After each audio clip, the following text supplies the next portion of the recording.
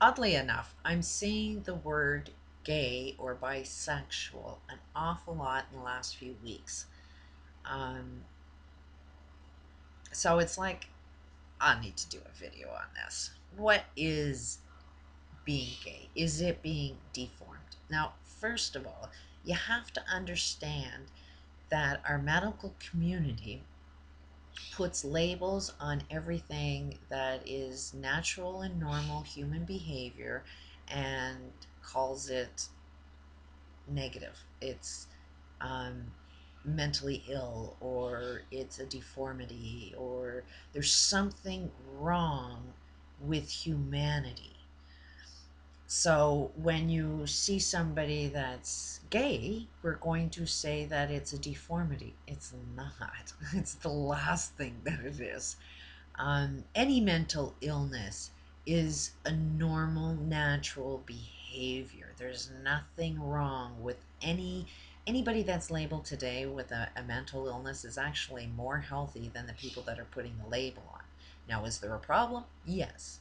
But generally, it's not going to be the problem of the patient. It's going to be the problem of those that are labeling it, because they lack the responsibility of what it is they create.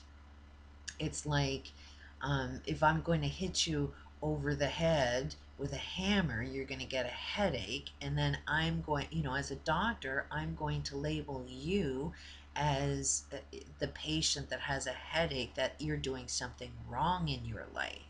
Well, in a way, you are. You're letting somebody hit you over the head with a hammer. But um, it's the guy with the hammer that is causing the harm.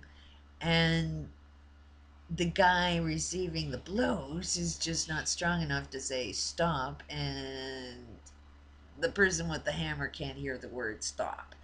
Um, so it's like the labelers are the guys with the hammer. They're hitting you over the head with this hammer, saying you're doing something wrong, you're doing something wrong, and it's like, no, it's you. Stop hitting me over the head.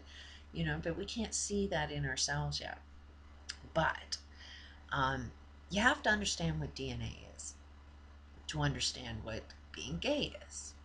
Now, every single time you give birth to a child, that child has a perfect mix of the male and female traits and genes. You've got the DNA of your father, and you got your DNA of your mother. So, I mean, I can see I have my mother's traits. I'm a people pleaser just like her. I'm the victim of abuse just like her. Um, she's loving and happy, it's exactly the same as me. So one would say I have more of my mother's traits. My father is the abuser. Guess what? I have a hell of a lot of his traits. He is very smart. He's trying to solve problems by controlling other people, though. But a lot of things. He was a salesman. Um, I I've been told all my life I should get into sales. I kind of think it's wrong, but anybody that's into sales can, generally my whole entire life, they see who I am and they want me to work for them in sales. And I know I can do it. It's just I can't sell shit I don't believe in. So I've never gotten into sales. But if I believe in something, I can definitely sell my ideas and concepts. And it's just a trait. It's just I can see I am so more like my dad, but and that's a hard pill to swallow. You will only see if, for example, if it's an abusive situation and I am in the same position as my mother, it would be extremely hard to see yourself um, having the same traits as the abuser that you were born from. But I even look more like my dad. I have more of my dad in me than I do of my mom, but I know that it's perfectly equal. And so it's only natural that um, every generation is a constant mix of both DNA. So if humanity is going to constantly perpetuate having birth, eventually we're all going to be gay. Eventually we're all going to be bisexual.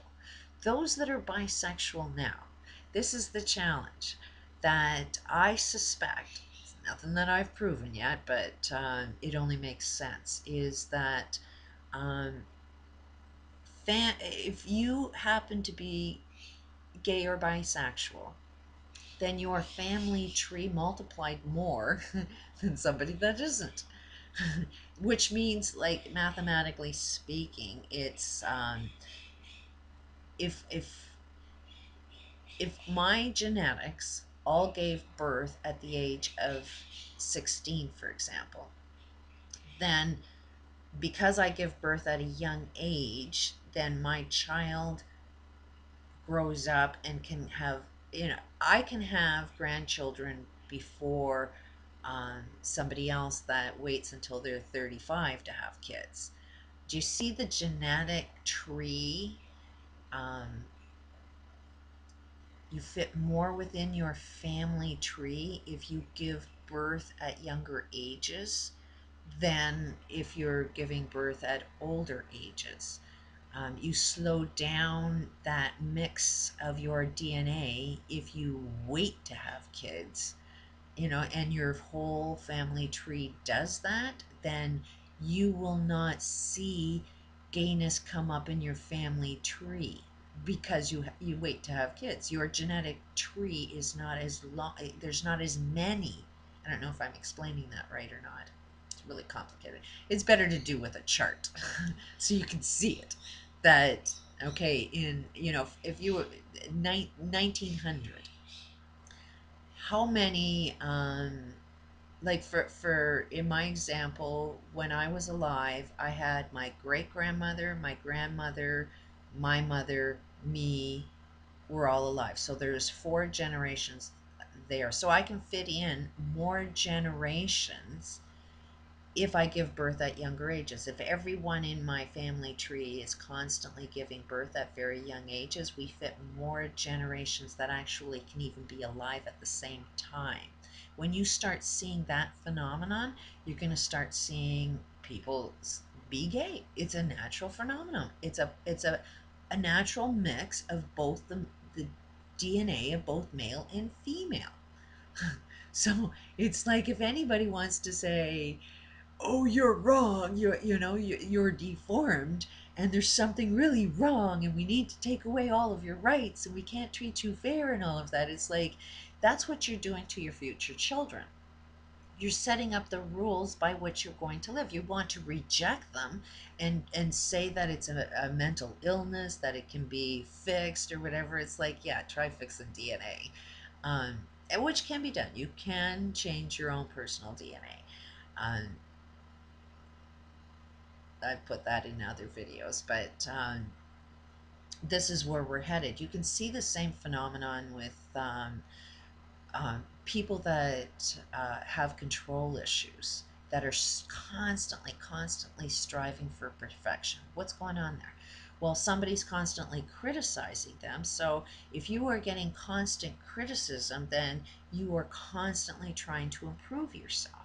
So if you start having a genetic tree that's constantly focused on being perfect, um, then your next generation is going to have that sense of I need to be more perfect. If my parents were looking for perfection and pushing me to be perfect, then I will be more perfect. And generally, what I'm seeing happen, I mean, when you can see the genius in humanity, it is in these ADD, ADHD, and autism. These are all traits of geniuses because they're all trying to be perfect. Everything has to be perfect with them. And they make very good workers because they're very, very focused and tunnel vision on this must be perfect, that they can't see how much harm they're doing to everybody else while they're trying to be so perfect. And meanwhile, they're obsessive compulsive at some things that are like, you don't, it, part of my healing of my ADHD, which I never ever believed in putting labels on it. It's just behavior. And are your behaviors working for you? So I could see that I was turning into a perfectionist myself. So then I thought, okay, I'm going to do everything I can to be imperfect. But then I wasn't perfect at being imperfect. And it was like, oh, I see my insanity. I have to be perfect at being imperfect. And it's like, that's just plain messed up. So I don't even try. I just try to be who I am as perfectly as possible. And if everybody else doesn't like me, it's their issue, not mine. But if you can see people that are trying to be perfect at something, they're so tunnel vision that they think that they're right about something, that when somebody else in their world is saying, well, that's not quite right, you're actually kind of doing some harm to me by you being so perfect all of the time. And so they can't receive information. And so if you get a generation that's constantly highly focused on being perfect and not be able to receive information, you're going to get autism. Because what is that illness? They can't receive information. But if you really get in tune with them, if you can really get to understand them, you find that they are savants in one aspect because they've been so working so hard at being perfect at one thing. That, I mean, and most of them will be mathematics, because how we speak, how we see and perceive our world is all through mathematics. So it's not a jump to see somebody with autism be a savant in mathematics or math in some kind. So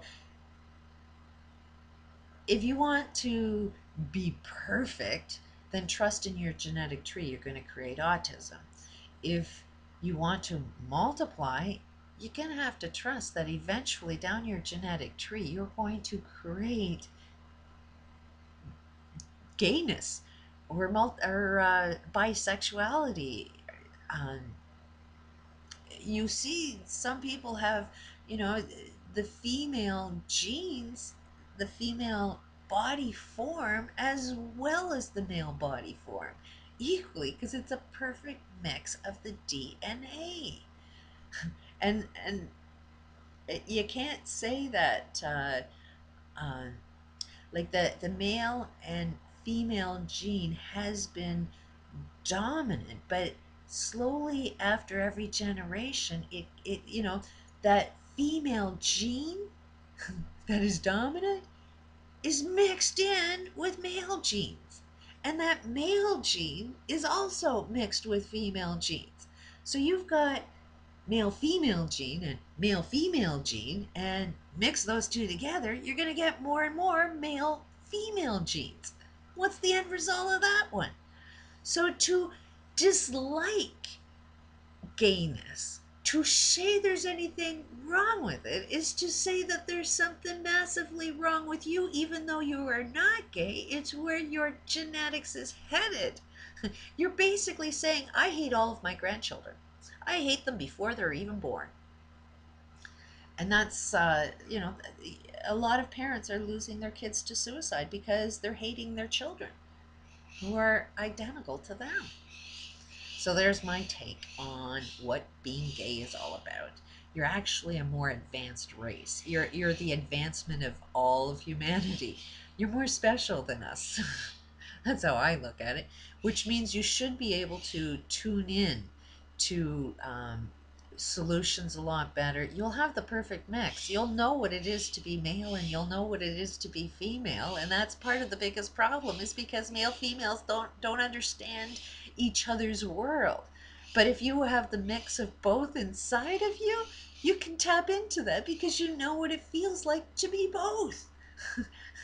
It's kind of ironic and really cool, but that's my take on it. Generally, anything that we've labeled to be disabled is actually one of our biggest assets, and just don't know how to master it yet. Peace out.